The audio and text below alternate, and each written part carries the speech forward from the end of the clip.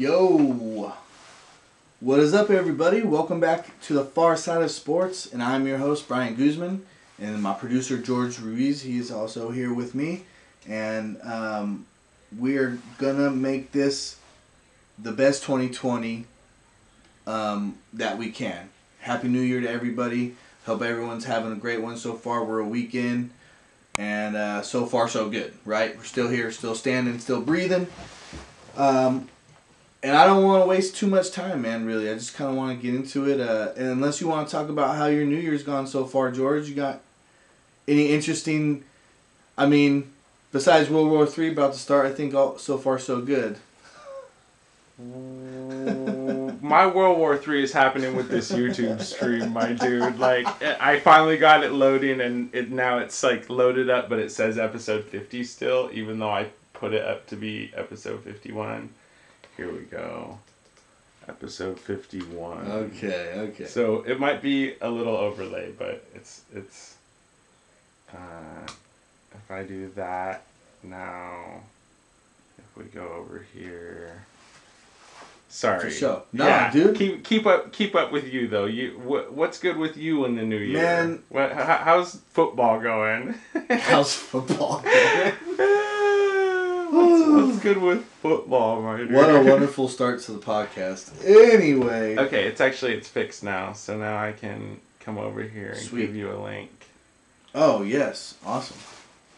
Because I did say the link would be in the bio, and there's no link there. The link is going to be there now. All right, cool. I'm texting it to you. Sweet. This is going live. You know what I mean? This is the life of going live. In the words of Bill O'Reilly, we'll do it live! Do it live! Do it live! I pasted to you the Far Side of Sports Podcast, episode 51, live on YouTube. So we're just waiting for that to come in. Ding! Ding, ding. Ding, ding. Every time someone says ding, ding, I think of Rocky 3. You can call me lame if you want to, and a lot of people probably do think I'm lame for it. But, you know what? I don't give a fuck. That was my childhood, man. Rocky 3, dude. All the Rockies. You ever seen Rocky? Taste the Rockies. You ever seen Rocky? Yeah, I've seen Rocky. Oh, how many of them have you seen? I've seen at least 2 of them. At least 2 of them. You know how many there are? 4. Is there 5? Is that new? Is there 2 new ones? Well, there's the spin-off ones too. Yeah, Creed. There's the Creed. The Creed versions, which is basically an extension of Rocky 2 as well. So if you want to add those 2, there's a total of 8.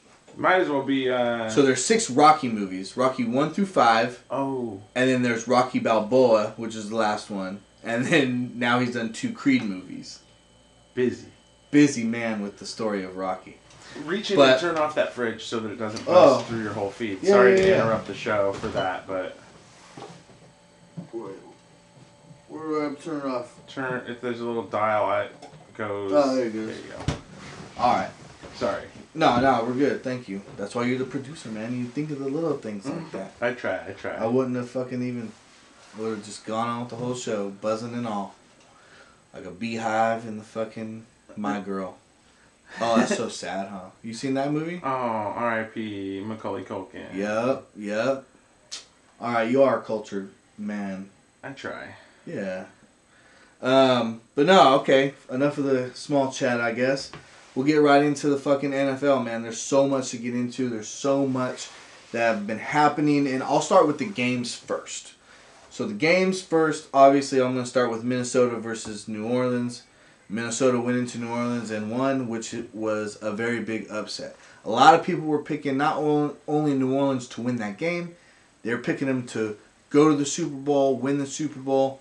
If I had to guess, I would say New Orleans, Baltimore was probably the most predicted Super Bowl to start the playoffs before the game started. I would say New Orleans Ravens was probably the most picked Super Bowl, with either the Ravens or New Orleans winning, of course. But so New Orleans getting upended by Minnesota in the first round. as we have ghosts in the podcast today. I was thinking the same thing. A little creepy, yeah. Anyway, so yeah, totally lost my train of thought now. Minnesota, obviously, upsetting New Orleans at home. New Orleans under Sean Payton and Drew Brees, I think, were 7-1 at home in the playoffs. Yeah. And the one loss came last year when there was an abysmal missed call that should have happened that would have won them the game. That was their one loss. The most controversial no call in the history of the NFL, probably. Okay. So that was their one loss. So Minnesota goes in there and beats them pretty legitly. Although there's now a little bit of talk about that should have been called pass interference on Minnesota's player because the game went to overtime. Okay. So Minnesota gets the ball first, and in the overtime rules, George, the team who gets the ball first can win the game outright if they score a touchdown. If they only score a field goal or have to punt the ball away to the other team, then the game continues. Okay. Right? And then the other team has a chance to win the game with a touchdown. Right. So Minnesota's driving. Sudden death. Well, it used to be sudden death. It used to be the first score wins. It used to be if you get a field goal, the game's over. I like it though that it's touchdown sudden death. More, I think That's yeah. at first people were. I think a lot of traditionalists were like, I don't know, but I think they like this better. It's better to have it. If you get the ball first, touchdown wins, field goal, game continues. I like that as well. Yeah. But I like the fact that a touchdown makes it That's a Dunskies. cut. Yeah, absolutely. That's good. So Makes it more Minnesota action-packed right out the gate. gets the ball first in overtime, and they're going down the field to about midfield, and Cousins makes the throw of his life. He throws a 50-yard bomb to Thielen, about a 50-yard bomb to Thielen, catches it inside the 5-yard line, sets him up for first and goal in overtime to win the game. Here we go, right? Wow. Minnesota, I think, does a great job of setting up their play by having everyone line up to the right and having their best jump ball receiver, their tight end, Kyle Rudolph, over to the left. Singled him up, which means that they got it to where there was only going to be one guy covering him. It was going to be one-on-one. It's going to be the best man win, right? Yeah. And they have their best jump ball guy over there. There's a reason why he's lined up on that side, you know. And as soon as they line up, I see it, and I go, oh, they're gonna go jump ball right now, right up to Rudolph, and that's exactly what he did. Rudolph went up, grabbed it, plucked it right out of the air, touchdown, game over. And New Orleans didn't even get a chance to get the ball. Minnesota went right down and scored, and I was pretty impressed by that. Pretty impressed by Cousins on that throw, and impressed by Cousins overall. Good. Kirk Cousins, who is the quarterback for Minnesota. A lot of people were talking about how he can't win the big game, this and that. He's not good enough, myself included. And he proved me wrong. Good on him. Now he gets to play the big boys next week. He gets to come out to Frisco and play the Niners. And that's where his story will end. But it was nice while it lasted.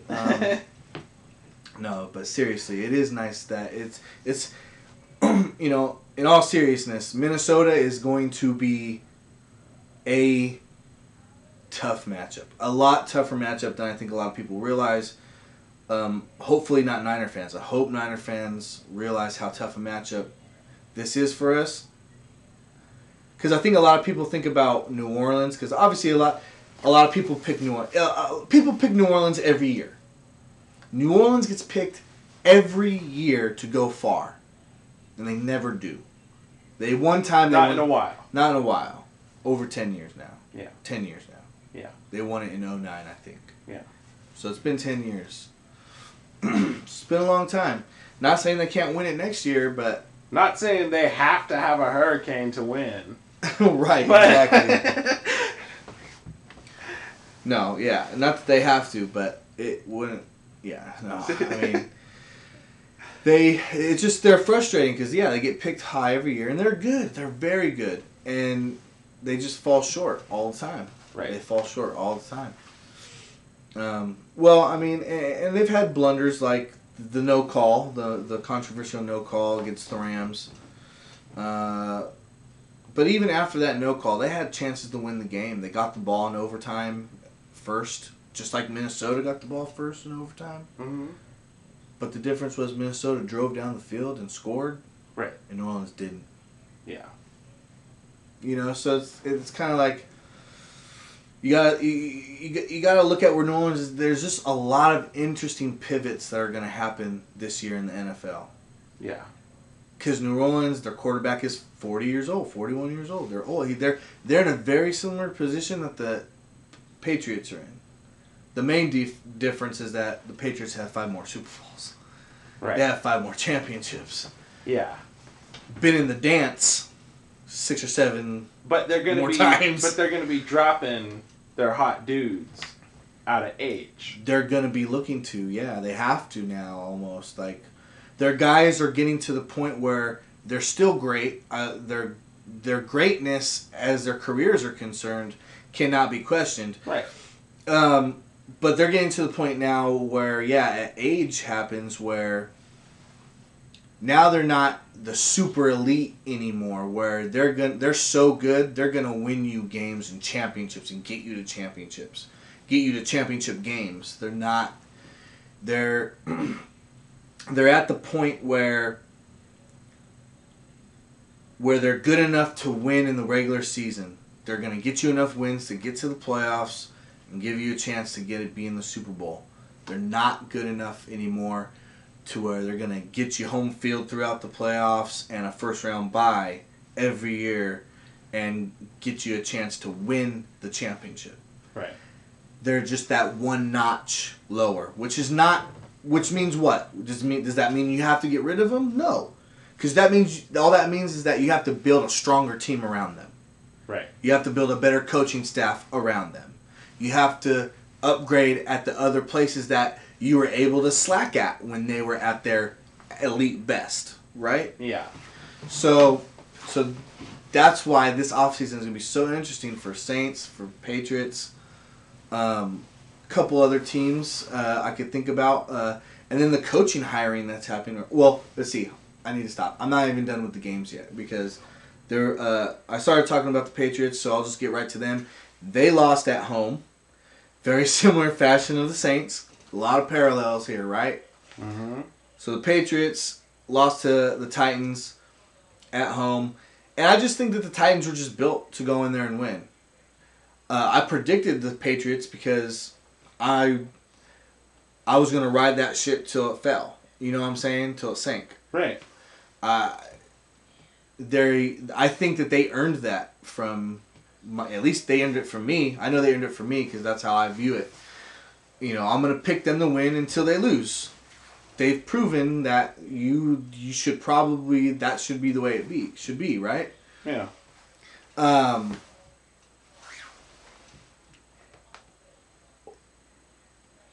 Derrick Henry is a monster.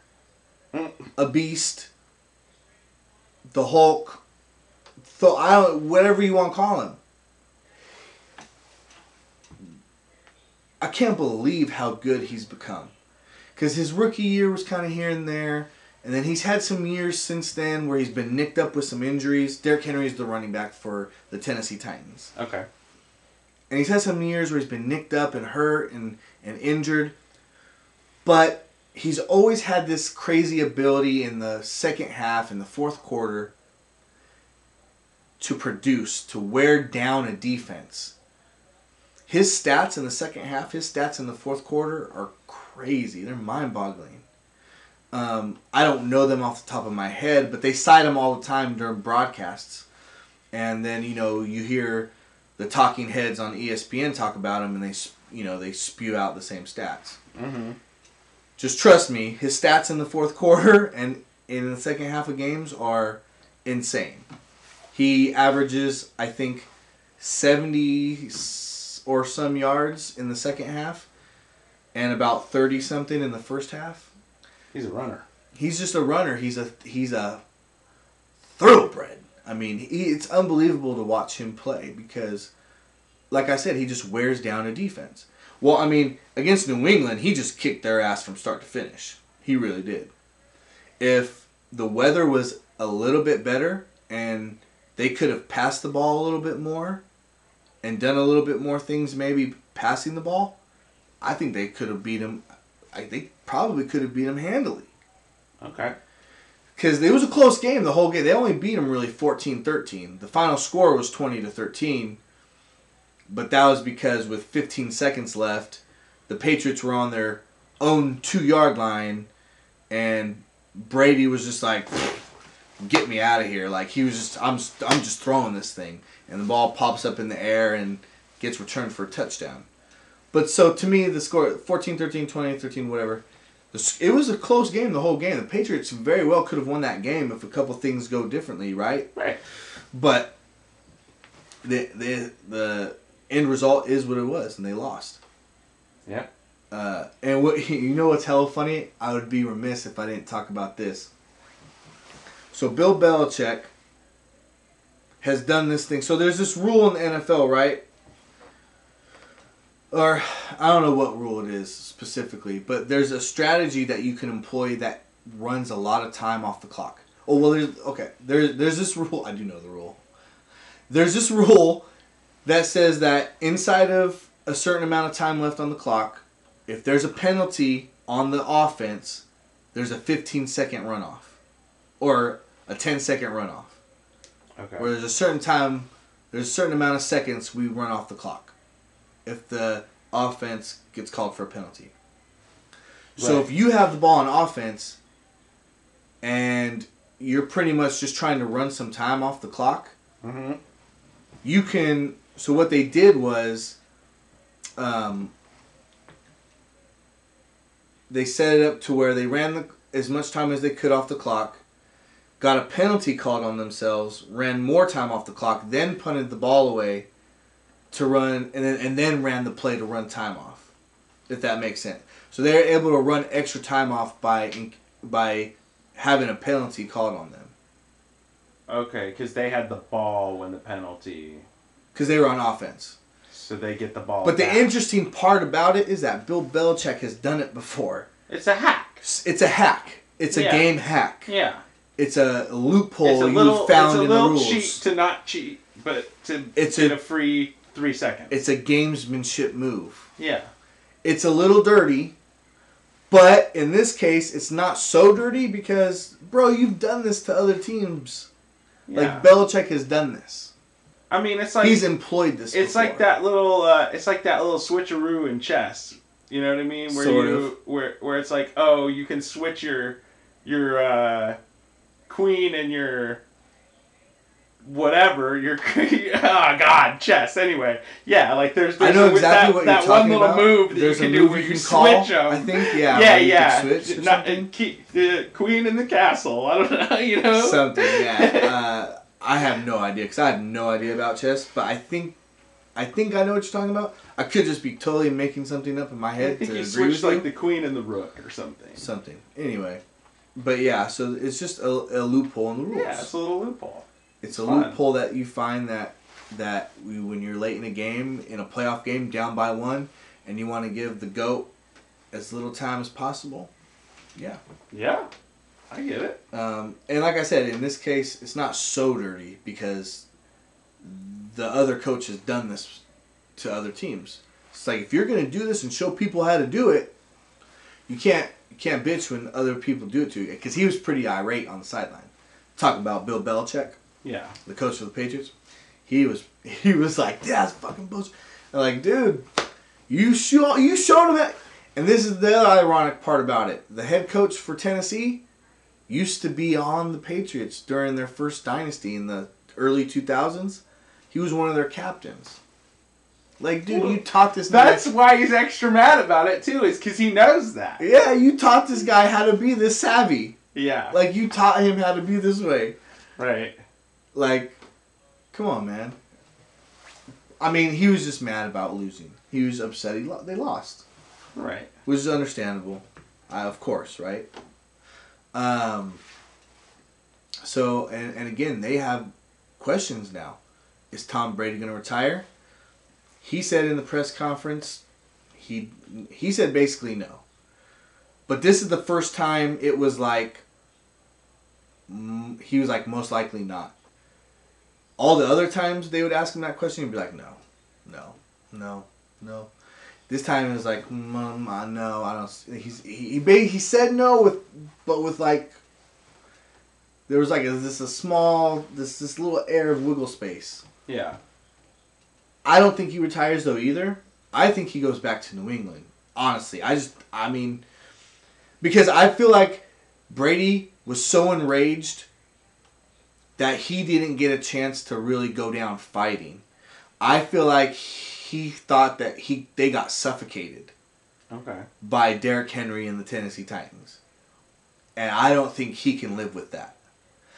I think if they lost 28-24, 27-21, and kind of like a shootout and an up and down game, and Brady was able to be out there making plays and getting in the end zone and trying to win, and it was and it was more of that sort of style of football game, I think he could probably live with that being the last game he ever played. Right. Or being the last game he ever played with the Patriots. Right. But I don't think he could live with that being his last loss in New England. I just don't. I feel you. I think if they played Kansas City, and like I said, it was just up and down. They lost 31-28. They lost, 30-24 or some shit. I feel like he could have lived with that a lot more. Right. I think this is going to fester in him. But it's going to come down to, and again, they have a lot of questions. Do we just move on from Tom and start over and try to reload on the fly and keep this thing going? Or do we just clean house and start over? Which sounds kind of crazy to me. I mean, you lose one game. I mean, you guys just won the last 2 Super Bowls. You lost in the wild card round to a good team. A good team who was built to beat you in your house. Like a team who's built around the run and just really good, solid assignment defense. When I say assignment defense, I mean they don't do anything crazy and exotic as far as like looks and fronts, but they just play their assignments very well. Mm-hmm. They play as a unit, so they're very tough defense to play against. Right. They're built to come into your house and beat you. Especially this year when New England had no weapons to speak of. Gronk was gone. They had no outside threat. The only weapon they had really was Julian Edelman. I don't know what happened to James White. He was part of those 2 Super Bowl championship teams. A big part of them. I don't know where he was at. Maybe if there's a New England fan out there can help me out with that. He disappeared. So, again, just to come full circle with it, like it just is going to be a very, very interesting offseason in the NFL. To see what the Saints do, what the Patriots do. And then that's just on top of all the regular stuff that we look forward to in the offseason. Who's going to be the number 1 overall pick in the draft? Who's my team going to draft? What are teams in my division going to draft? What free agents are they going to sign? So you have all of what the Saints and Patriots are going to do on top of all the normal stuff that goes on. And then I feel like there's something else I'm forgetting too about what's going to go down in the offseason. Olds, trades, some new rules. I mean, yeah, it's going to be... drugs? Coaching. That was coaching. Baseball. That was baseball. That was baseball. Coaching. The coaching decisions. Right. So the Dallas Cowboys have decided to move on from their head coach. They have already hired his replacement, Mike McCarthy. He used to coach the Packers. Won a Super Bowl with the Packers. Coached them for 13 years. Went to the playoffs 8 out of those 13 years. Okay. Yeah, so pretty good hire in my book, just on the surface by itself. Right. Just off those stats that I threw out alone. Mm-hmm. But then a friend of mine, or a buddy of mine, who's in the Facebook groups I was talking to you about before we went on live. Right. He sent me a video and was like, check this out. Or he posted a video in the comments. And was like, y'all watch this. So I watched it. It was like a 30-minute interview with Peter King, who's really high in the sports journalism business. Mm-hmm. He's basically, especially football, he's kind of like tops. So it's an interview with him with Mike McCarthy. Now this is before this is about a month ago. And boy, I tell you, as a 49er fan, so someone who kind of has a natural rivalry with the Cowboys, and then also on top of that, we play in the same conference. So if we want to get to future Super Bowls, we might have to go through them. We might have to play them, you know? Mm-hmm. So watching this interview kind of scared me because McCarthy looks ready, man. He looks and it felt like he was ready to get back in there, and he's kind of gung-ho about it. And I'm like, ugh. And just some of the things he was saying about what he learned and just how he's evolved, the things he talked about, I was just like, ugh. Don't let the Cowboys be good. We got this guy. Fuck.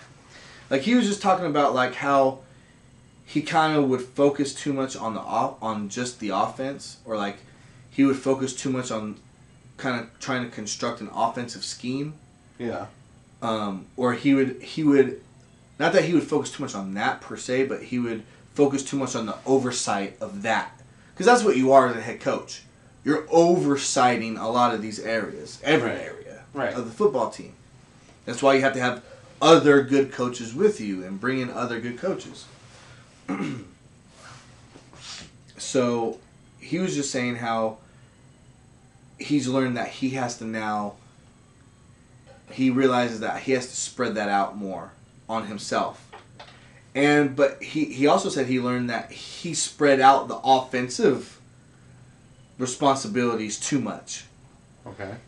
So he was saying that his focus was too narrow on oversight, and his decision on his oversight was wrong on being too spread too thin out. Being too thin. Okay. Does that make sense? Yeah. Okay. So he's like, I was spreading the responsibilities too thin on the offense while I was only focusing on offense. And which makes sense because it's like, oh, he was managing all these different people, way too many people than he should have had, analyzing offense, coming up with offensive stuff, doing offensive things, and not paying attention to special teams and defense. Right. And maybe other things that head coaches come across and deal with that I don't know about, which would be a lot, I'm sure. Certainly. You know what I'm saying? Yeah. So, just hearing him talk about those sort of things, I was like, fuck, dude. I was like, yeah. I was like, Cowboys got themselves the right guy, I think, watching that interview. So, nice. Then there's other coaching moves that are happening strong and fast. The Panthers got their head coach, signed a college guy. Kind of interesting. Especially considering 3 years ago I never heard of this coach. And then also, who else signed their coach? The Washington Redskins, they have their coach. They were the first ones to get their coach. They got Ron Rivera. Who else? Someone else recently got their damn coach, and I can't remember. But oh well. So seeing how those coaches take over their teams, mm-hmm. and seeing how they implement things and how they're going to improve their team, there's that sort of stuff to look forward to in the offseason. And then the big names, Brady, Breeze, Belichick, Peyton. That's going to drive the offseason. Yeah. It's going to be fun, dude. It's going to be super fun. These playoffs ain't done yet, though. And it's going to be really, really fun, if you know what I'm saying. So, obviously, I already talked about Minnesota versus the Niners. So, we get Minnesota. I talked about how it's going to be a pretty tough matchup. Because, to be plain and simple about it, Minnesota's run game is for real. They have talented wideouts. And our offense on the outside, in terms of matchups, Akila Witherspoon, Emmanuel Mosley, they've struggled. They've struggled down the stretch. Just the plain fact of the matter. So now they have to go up against guys who are really, really good route runners, have really, really good hands in Thielen and Diggs. And it's going to be fun, and it's going to be interesting to see how Robert Saleh, the defense coordinator, comes up with a plan to stop them. Right. Our defense is very capable. We're going to make it happen. We're getting healthy. This is why the bye week was so important. Mm-hmm. To get these defensive players back in the lineup and going, especially Quan Alexander. I cannot believe he's going to be back. He tore his pec, and 9 weeks later, he's going to be back. 8, 9, 10 weeks later, he's going to be back. So hats off to him, and I love it. Our safety, Jaquaski Tart, he's going to be back.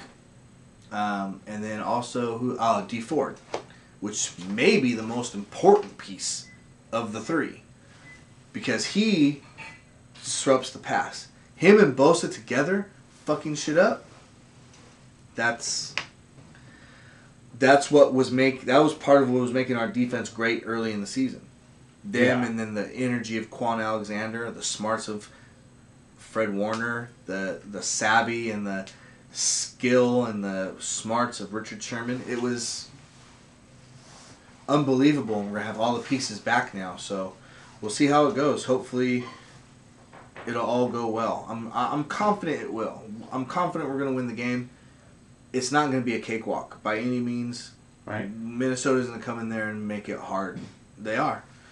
Kirk Cousins has a swag right now about him that I think he's going to try to carry into the game, and he's going to, hopefully he gets maybe a little too gung-ho for his britches and tries to fit some throws in where he supposed to. And we get to make a couple plays, but they're gonna go and their coaching, their coaching is really good and very underrated. Mike Zimmer and them guys over there, what they do, it's good. It's good. That's why they're here. They're in the playoffs. They've made the playoffs the last 4 or 5 years. I think they didn't make it last year, but I think both years prior to that. And then this year, so 3 out of 4 years, they're good. They are good. Do not sleep on them. I'm not sleeping on them. Pretty sure Kyle Shanahan and the boys aren't. And that's what makes me confident we're going to win the game. But fans out there better not be sleeping. Yeah. Better get woke. And then so we can move on now to the Packers Seahawks, which is going to be an interesting game because these two teams have history against each other. They've played each other a lot of times in the postseason the last 10. We closed out the decade. We closed out the decade, right? We started a new decade. Yeah. Well, this last decade that ended, the Packers Seahawks played each other a lot throughout those years, man. And right. And in big, in playoff games, so big games. And this is just going to add to that legacy. They're both really good teams. I don't really care who wins. As a 49er fan, like if you ask me who would I rather play, I don't really care. I kind of view them in the same category. Right. Not as good as us. And that's how I view every team. But there's two kinds of teams in the NFL, the 49ers and not the 49ers. There you go. I'm going to steal that. You mind if I steal that? That's fine. I'm going to steal that. There's two types of teams in the NFL. The 49ers and not 49ers. Yeah. Hell yeah. So, but yeah, if you ask me who I'd rather play, I don't really care. Like, Seattle is way more injury riddled. So maybe them, just because maybe we're healthier, it'll be easier game, maybe. Yeah, then I'm going to be talking mad shit. Oh, you only beat them. You only beat them because they were all broken. Whatever, we beat them in the regular season when we were broken too. Fair. We should have beat them twice when we were way more broken than they were broken. Yeah. But we didn't, and so whatever. Anyway, if you're asking me for a prediction on the game, though, I haven't looked far enough into it, but Seattle, I think, is just too injured. I think Green Bay is good enough on the edges on defense, and on the backside in the secondary to be able to hold them off. I think the Packers win probably 20-14 in a close game that will go down to the wire most likely, because they're similar. They're similar teams. I mean, but I think the Packers are going to take this one, and they'll end up playing the Niners in the NFC Championship game, which is a throwback to my childhood. That's exactly what I was going to say, bro. The first Super Bowl that I was aware of as a child was between the 49ers and the Packers. No, the NFC Championship game. Never a Super Bowl. Not a Super Bowl? Not a Whatever. Super Bowl. For the first... The right to go to the Super Bowl, though. The first football party that I went to as a kid 49ers Packers. was a 49ers Packers game. 49ers Packers. Wow. Well, that's who I think it'll be. And I could be wrong, and we'll see if I am, but I don't think I will be. How old were you? What was your childhood from that? Just in general, they were the first time they played each other? Yeah, that you in remember. the playoffs that I remember? Yeah. Like what? Why did you say your childhood? 95? Yeah, so Sounds I was right. like 7. 6, 7? Yeah. Yeah, same. I think that probably was the same time. Yeah. But yeah, that's crazy. It's random. Random, right? Like I'm not a big. I'm not a sports guy, but that was my first experience of football. It was around the same time because I think 96, 97. I think 97. No, 96. We played them in the NFC. The very next year after that. Yeah. We played them in the NFC Championship game, and that's when they went on to beat the Patriots before they had Brady and Belichick. That's when they had Bledsoe and Parcells. But in 95, the 49ers went to the Super Bowl? The year before that, they went to 94. They went to the Super Bowl Against the Packers. Chargers. Against the Packers, and then they went to the Super Bowl in 94? No. Or no. Against the Cowboys. Oh, okay. Then they went to the Super Bowl. Damn. You got that shit on lock, bro. I can't remember shit like that for nothing. Well, I mean, when you study, especially sports. But. Yeah, especially, right. Yeah. I mean, it's all I've known, man. Yeah. It's what I know. It's what I know. I can tell you what year Fight Club came out. What? Like, the movie? Oh, yeah. Fight Club? Yeah. 98? I think it was 90. See, now I can't even do that. It's all bad. It's all bad, nothing. bro. I got nothing up here, dude. I got nothing up here. Got nothing. It's all gone. Yeah. Withered away. Yep. The sands of time. By time and herb. Mm-hmm. That's what they say. That's what they say. No. All right. So Packers done. Packers, I think, are going to play the Niners in the NFC Championship game. Obviously, I think we would win that game and go to the Super Bowl. You can't ask me, though. I think we're going to the Super Bowl. You're biased. I'm biased. I think we're going to the Super Bowl. I think the Packers might take it. If you ask me because I'm going to go on Ben's side. Okay. I'm going to say the Packers are going to the Super Bowl. You know, you're right. I forgot. Ben is a Packers fan, so he's root for the some cheeseheads. Mm-hmm. He is a cheesehead. You tell him I said that. No, I'll text him. Hey, cheesehead.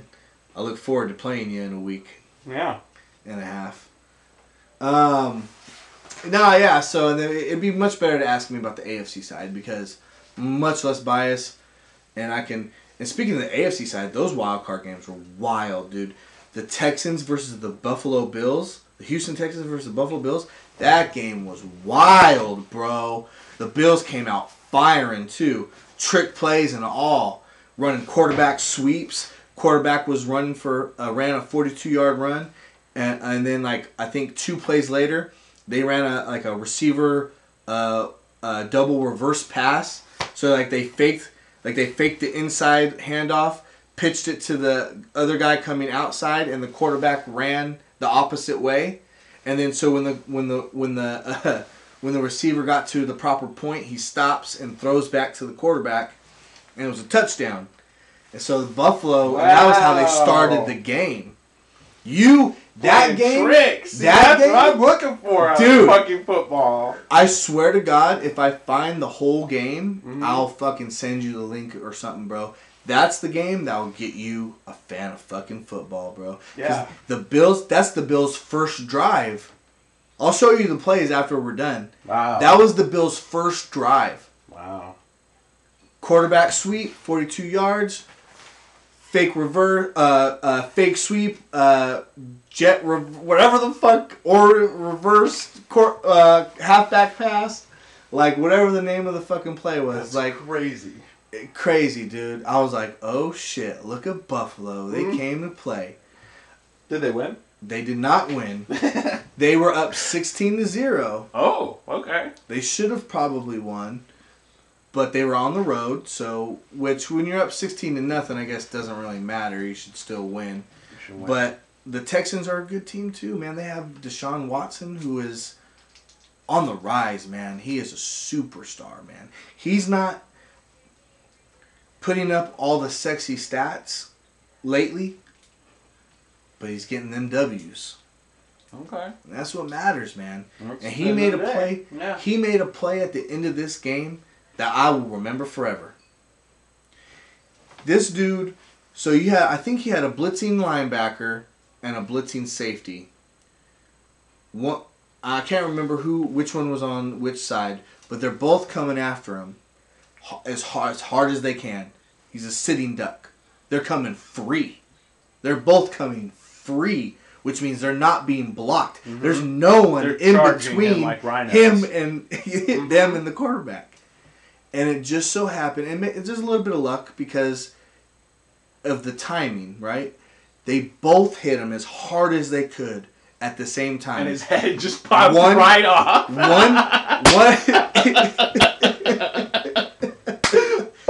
Hey, I'm surprised someone hadn't made a fucking video. Yeah, we could GIF that real easy. Oh, dude. It looks like that, too. I'll show you the fucking play. Oh, my God. So they hit him perfectly. It's boof.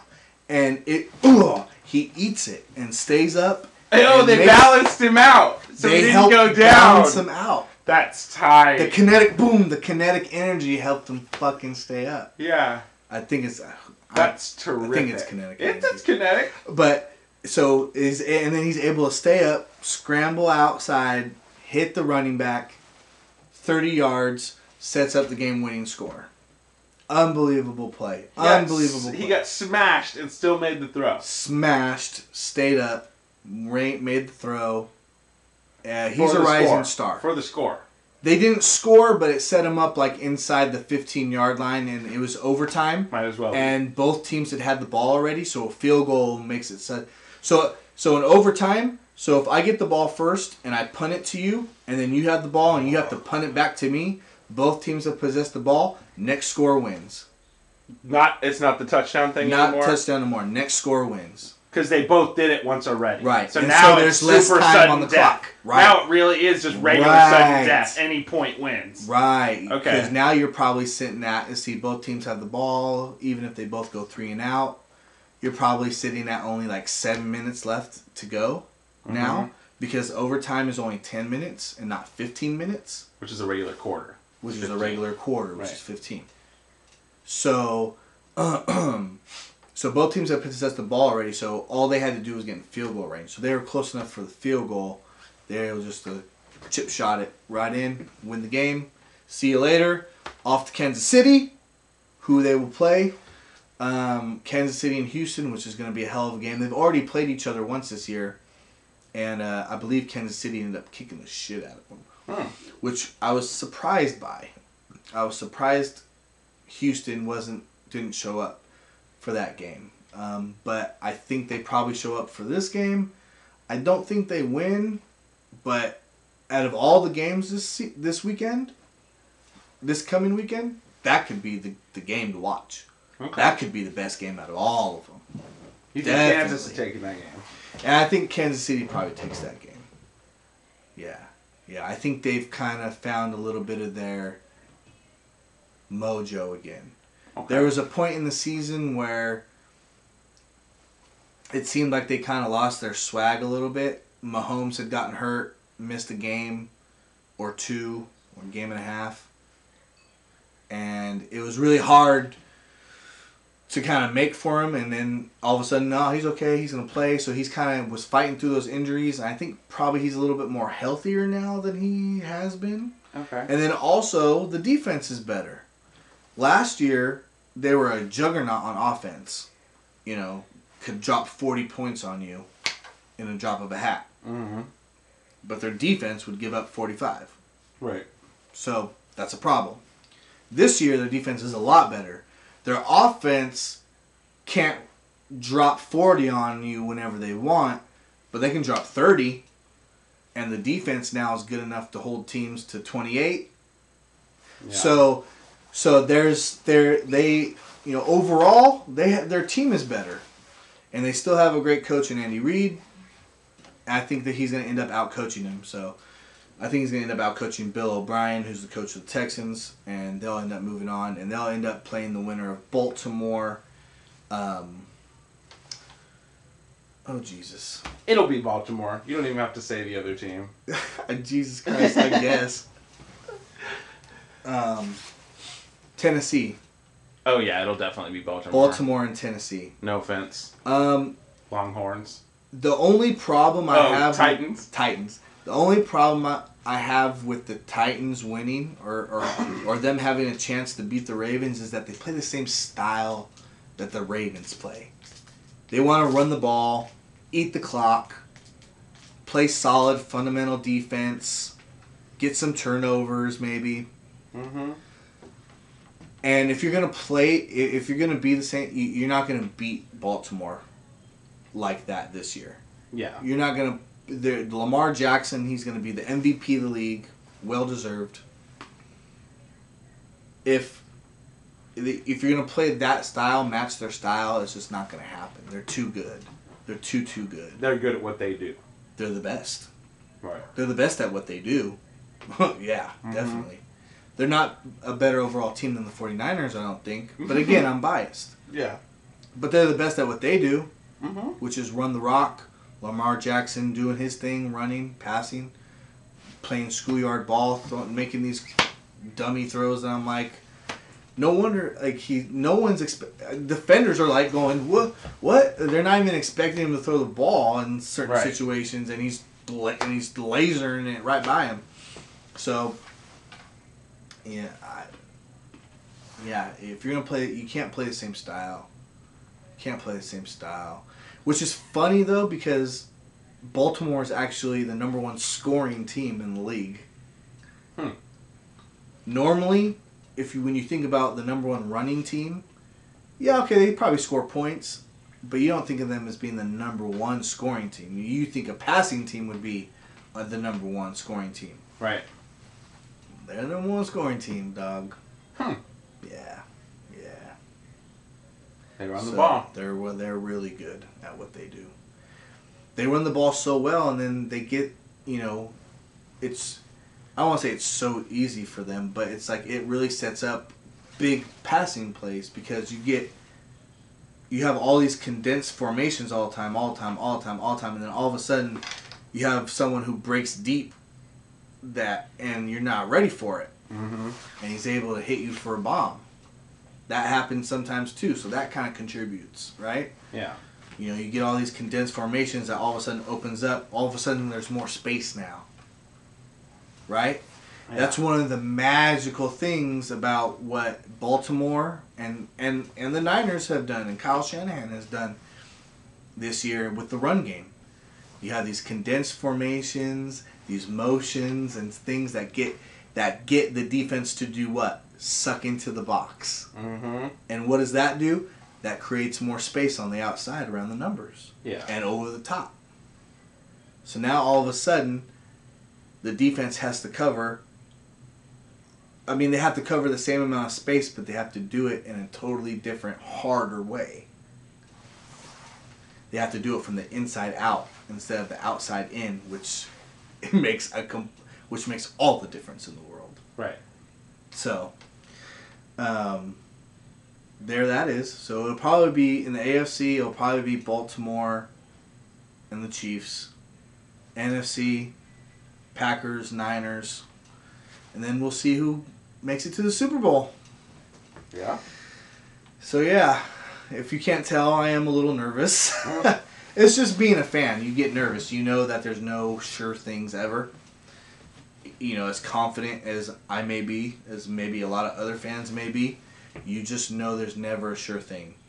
So you know when there's an opportunity to go grab a trophy, when you know there's an opportunity to become a champion, you got to go do it. You can't sit here and have all these... this is what I heard Steve Young say. I heard him say this on the radio. If he had one piece of advice for that locker room, if he had one piece of advice for these guys, he would say, do not fall under this spell of like, we're young, it's okay, if we don't win, if we don't go all the way, we always got next year or the years after that, we're young, we'll stay together, we're good, and we'll keep going. And no, you have the first round bye, you're the number 1 seed in the NFC. Do it now. You are in prime position right now. Mm-hmm. Do it. Go make it happen. Don't fall under this spell of like, we're young, we got this, we got that, it'll be alright, we're good. No, fuck all that shit. Hustle. Go get it. Mm-hmm. Go get it. You know, so 51 minutes. What else? You have some pro wrestling shit to get to, don't you? I have a little bit of pro wrestling to get to. I watched the New Japan Pro Wrestling Wrestle Kingdom this weekend. Okay, a little New Japan. Okay. And so you were telling me something unprecedented happened in this event. Basically, it's the first time in the history of NJPW that someone has had both the international... See, that's what I'm trying to find right here. Okay, so somebody has the IWGP Heavyweight and Intercontinental Championship belt. They have both of them for the first time when Naito defeated Okada in the second... well, for the first night, Naito defeated... how many nights? Okay, it's a 2-night event. Wrestle Kingdom was a 2-night event this year. Also, that was for the first time they did it for 2 nights instead of 1 night. Okay. First night, Naito beat... see, that's who I don't know, because I didn't watch the first night. So you only caught the second night. I only caught the second night. Naito defeated Jay White to win the IWGP Intercontinental Championship. Okay. First night. Then the second night, he won over... this is the one I watched. He won the... So he wasn't the champion, though, in either match? Yeah, he was... Did he already hold one of the titles? I think he wasn't holding either of the titles at the beginning of the weekend. I'm not sure. He might have... No, yeah, he won the championship the first night, the Intercontinental Championship, and then the second night, he beat Okada in a double gold dash match to become the first ever dual holder. Yeah, so he would have already been the dual holder if he had held either one of them before, or if he had held the other one before. So right, he took both the of them. first night. Yeah, the first night he would have become the dual holder. Gotcha. So it was that night. But then, at the end of the match, I thought it was Kenta that ran in, but now I'm tripping. Somebody came in and smashed him up at the end of that match, and right after he won that second belt, somebody came and smashed him up and sat on him and held his belts and was taunting him. Huh. I thought it was Kenta, but now I'm... That's interesting that they would do that. I don't know much about New Japan, though, like about how they how they do shit. That's the same kind of shit that, like, fucking Triple H would come do on somebody. You know what I mean? Like, you win, it's just to show your disrespect and start up a new storyline and rivalry. You know what I mean? Right. But anyway, Naito killed it. He killed it. I watched that match and it was incredible. I watched a couple other matches that night. They were pretty good. See, this is something that I think is going to become part of the show, man. Because every time I come in, you got something on pro wrestling, bro. Yeah, so especially I've been getting a lot more into the Japanese stuff. I'm just going to throw to you, like, after, like, to end the show, after I get done with the meat, we're going to fucking go on to dessert, and we're going to hit the pro wrestling shit, bro. That's good shit. You know what I mean? I'll just throw it to you, man, because it seems like, if you have it, let me know before the show if you don't. Yeah. You know, and we won't do it. We'll do something else. I'll pay more attention when I'm watching, is what I'll say. I'll get better at remembering the names and stuff. But it was a great event, and if you can pull it up on whatever service you have. If you have... What was the name of the event? Wrestle Kingdom. Wrestle Kingdom. For New Japan Wrestling. Yep. And I have this set up. Do you have any funny videos to pull up? You got anything tabbed over? Nah, man, I didn't have anything tabbed over. Man, we could have started way sooner. That was the whole. It was the holidays. Was the whole thing I was trying to figure out on this stupid streaming software was how to make your thing show up on the screen. Oh shit! But it's all good. You know, we got holidays. The logo on there. I got lazy.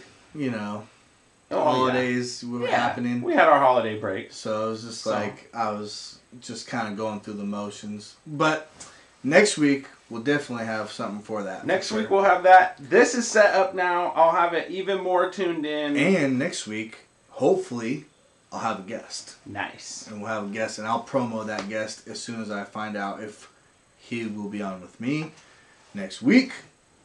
I know I wanted to say, too, about what, because since you brought up the New Japan thing, what I saw on ESPN.com, God, it's still weird to say, Brock Lesnar, who is the Universal Champion, the champion I think that they have on Raw, or maybe he's the WWE Champion and he's on Raw, one of the two. I know he's on Raw. So I think he's the heavyweight champion. He's the heavyweight champion, right? Yeah. Not the Universal Champion. The Universal Championship is on SmackDown, right? I think so. We'll get confirmation, but whatevs. I don't follow it enough. Hey, who gives a fuck, right? I mean, shit. The point is that what I saw was... Yeah. Brock Lesnar. He's going to be in the Royal Rumble. Oh, nice. So this is the first time that a champion, a world champion, will be in the Royal Rumble. Okay. So, and he'll be the number one entrant.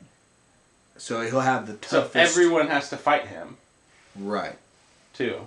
That's why that's... Right. So, but I'm thinking, like, where are they going with this? Like, because let's say he wins, then no one gets the shot at WrestleMania to wrestle him?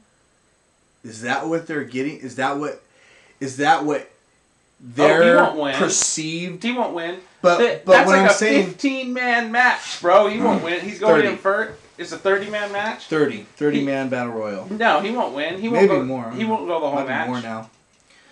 He might, but what I'm saying, we just never know, right? It's pro wrestling. Yeah. But what I'm saying is that what's the angle that the WWE is trying to paint? Are they trying to paint the angle that Brock is trying to win the Rumble because he wants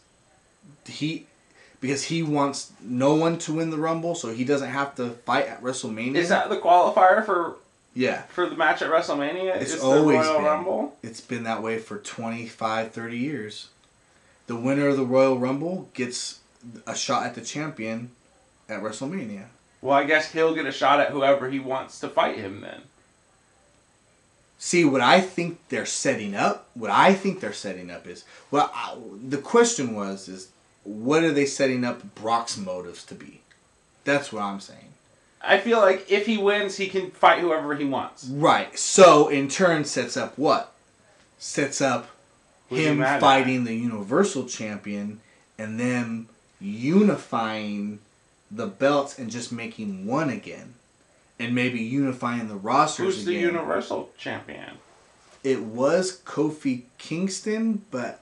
No, Kofi Kingston was the WWE Champion. The Universal Champion...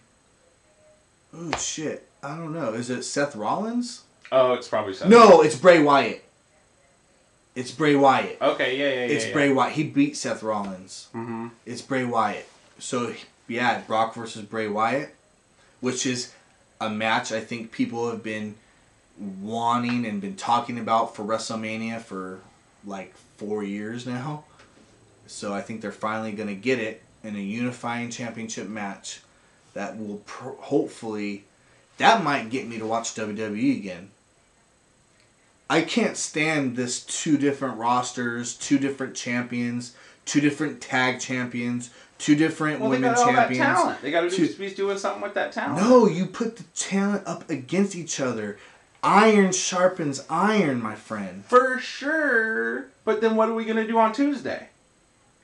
That's know what bullshit. I mean? You know what I mean? Like, they already make them wrestle 360 days of... you already make them wrestle 300 days a year. Yeah. Just, what do you mean? You keep carrying out the storyline.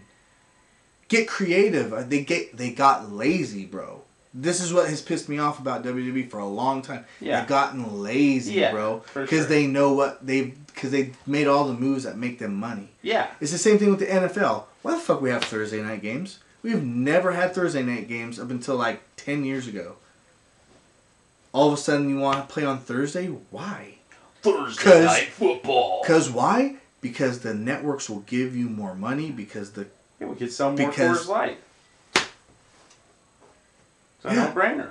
It's a no-brainer in terms of business. And I'm saying for that too. I mean, it's just, they have all those little brands and shit. So they can be selling more merchandise, more... That's what I'm saying. You could even bring... Like you said, what do you do on Tuesday night? Well, no, you still just watch SmackDown. Like, what do you... Like, you just watch Raw and SmackDown on their normal nights. Like... Yeah. It's just that the roster will all be one roster. There's one world champion, one intercontinental champion, one tag champion, and then you have, that's part of the storyline. That's how you build. That's how you build characters up. But that's the problem. Here's the thing: is people want to see certain guys more. And those are the people we put on this show, and people want to see. You know what I mean? People want to... That's part of it, is so that they can keep... That's what it's turned into? They can keep the hot money people up in the story all the time. Like, this is the story about the hot money people. You know what I mean? Like, and everybody else is fluctuating around, That's the why people who we don't care about fluctuate around at the bottom, in and out of what's going on. Right. While, Well, that's why Brock is almost always on Raw. Right. He's almost always on Raw. I think recently he had a little bit of a run on SmackDown. He's never on SmackDown anymore. He's almost always exclusively on Raw. Why? Yeah. Because, like you said, he's the money. He's the cash cow. People want to look at him. You keep the cash cow on what? Your number 1 show. Yeah. Your number 1 rated show. Yeah. Your number 1 draw, which is Raw. Monday Night Raw. Yeah. So, and again, I think that it would really go a long way in building characters. I really do. That's how you build characters. Yeah, well, they could have a much better set of storyline. You got the champion and whoever he's in a feud with, right? The number 1 contender. How did the number 1 contender get there? He feuded with these other 2 guys who wanted the same thing he wanted, but he got it first. Now they go back to the drawing board and go against each other, and maybe you add a third element in, right? And then... maybe not as a significant element, and all it kicks them out, and then those 2 guys get him out of there while the number 1 contender and the champion battle it out, right? Right. And then you got those 2 characters building while those 2 characters continue to get going, and then it's just a cycle of but stuff. There's like 100. You got guys there's like 100 battling behind guys, and then you filter them. Yeah, for sure. That's how you build characters. But they are doing that. It's just throughout that whole network of shows. But it's watered down. And everybody there are it's watered times down. Where it's separated for extended period. Oh, I feel like it's watered down. They're doing that, but they're doing that separately on 2 different shows, and so instead of having 1 decent sized roster, now you have 2 really big rosters that everything is just it's like you're trying to it's like you made 2 different organizations in one organization. It's like I just don't want to see that. I want to see one organization running. They're also world building. by doing that. For sure. You know what I mean? Well, I mean, they've been global for so long now. Well, no, but I'm saying, like, in the fantasy part of it, you know, it's like, we've got these two shows that are competing, right? And competing for your, you know what I mean? For your eyes, right? But it's not like we own everything. You know, you know, and they own the one that's not even part of the storyline. That's like the new kids on the block, NXT. NXT, yeah. Right? And all of those people have presence on the app, on their own little side shows. True. And there's fucking Divas reality show, and there's, you know, all these elements to it where they're trying to bring you in. You're saying I don't want these two separate shows, and they're saying you got to watch these base shows, and then here's all this stuff surrounding it you should be paying attention to. And by the time you're sucked in that deep, you're like, yeah, oh man, I don't know which one I like more, Raw or SmackDown. Right. You know, that's not me. But that's the way they built that's what they're trying to do by having all of that. It is kind of watered down because it needs to be accessible for people to be able to jump in and start liking it. Yeah, yeah. Right? Because they're trying to get that mass appeal. Right. Yeah. Which, no, I hear you. That's why I like all them side ones better than WWE. Because all those side ones do it better. All the ones that aren't WWE are way better at the art part of it. For sure. Yeah, definitely. Like I said, I've been flirting with the idea of getting back into it. Check out Fight TV. Oh, Fight TV, okay. FITE. FITE. Okay. Yeah, I'll have to check that out. I'll Google that when I get home, I think. Yeah. Shit, man. What else? We're at 106. Hour and 6 minutes. I think that's pretty good. We pretty much covered it. I think we covered all the football stuff, most of it. Actually, everybody check out Fight TV. Go to farsideofsports.com where there will be a link where you can sign up for Fight TV today. Okay. And probably will get some kind of cut or like free tokens or something. So you can watch some pay-per-view fights for free if people sign up through your link. Yeah, let's do that. So, Far Side of Sports. So we'll go ahead and close the show then on that, right? So, thank you everybody for listening. I appreciate everyone who tunes in, who subscribes to the YouTube channel. Please hit the subscribe button. Please hit the like button. Please continue to follow me. We have the Far Side of Sports website, which is thefarsideofsports.com. We have the Instagram, which is Far Side of Sports, and then we also have the Facebook page, which is the Far Side of Sports, the Twitter at Far Side of Sports, my personal Twitter, which is at Bryant Guzman 15, and then also what else we got, George? I think that's it. I gotta start writing this shit down and just have it all here. I just bullet through it real quick. Right. Because trying to just remember it all off the top of the head. Follow us on YouTube. If you're watching this on YouTube, subscribe, like, hit the little bell for notifications so you get an alert when we're going live with a new episode of the show, 100%. Which we will be doing more and more often, hopefully at least once a week. Yep. Usually on Tuesdays. Yep. And now we got this cool software set up, so there's going to be video overlays and shit. It happens. Yeah. It's going to be good. All right. Cool.